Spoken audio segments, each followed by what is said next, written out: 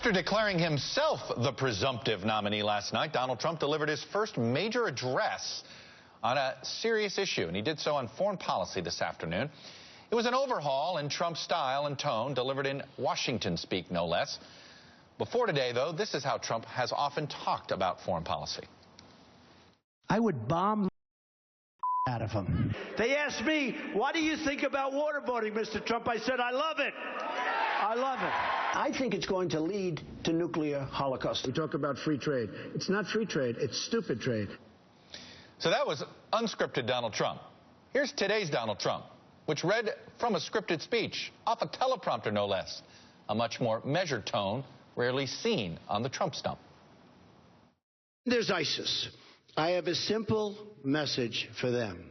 Their days are numbered. I won't tell them where, and I won't tell them how.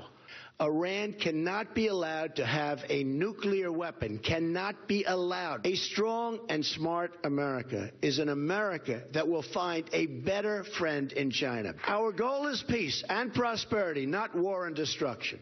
The best way to achieve those goals is through a disciplined, deliberate, and consistent foreign policy. Obviously, if you're wondering why Trump seemed to be looking off camera, you know the way those teleprompters are set up. It's a left and a right, and it seems like he just focused on the one more often than not. But as you know, Trump had not spoken off a teleprompter very often. Trump's address comes at a time when he has received poor marks from 64% of voters on the question of dealing with an international crisis. Even Republican voters have mixed views on Trump's ability to deal with that kind of issue. 37% gave him poor marks versus 42% of Republicans who give him positive marks on dealing with a crisis. But on this day, Trump did win some positive reviews. Senate Foreign Relations Committee Chairman Bob Corker said, quote, Donald Trump delivered a very good foreign policy speech in which he laid out his vision for American engagement in the world.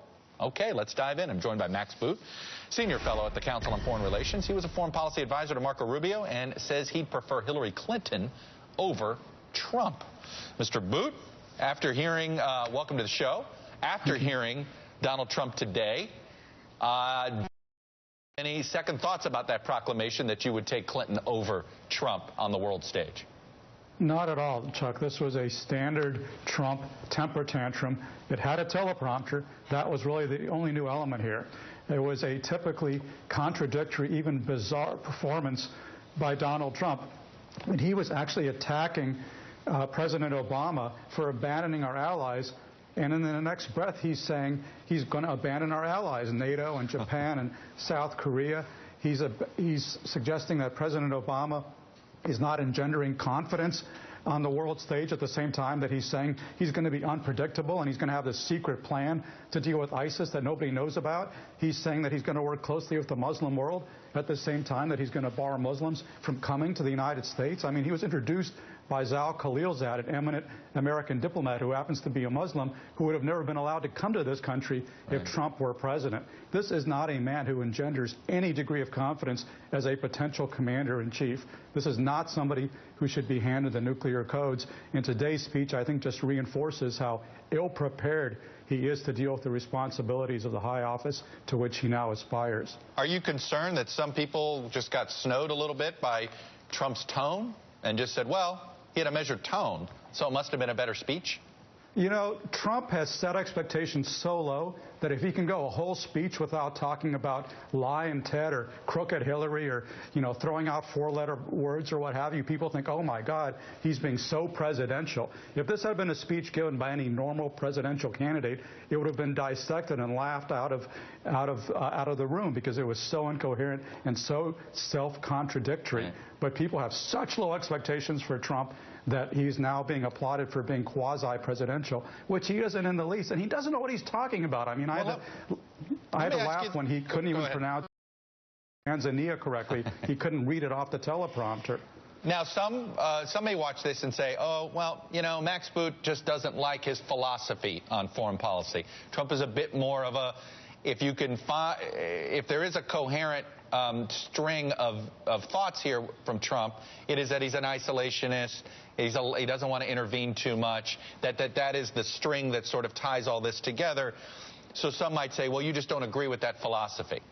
You're right. I don't agree with the philosophy of isolationism and protectionism. The last time we tried that was in the 1930s. It's striking to me that Donald Trump describes his philosophy as being America first.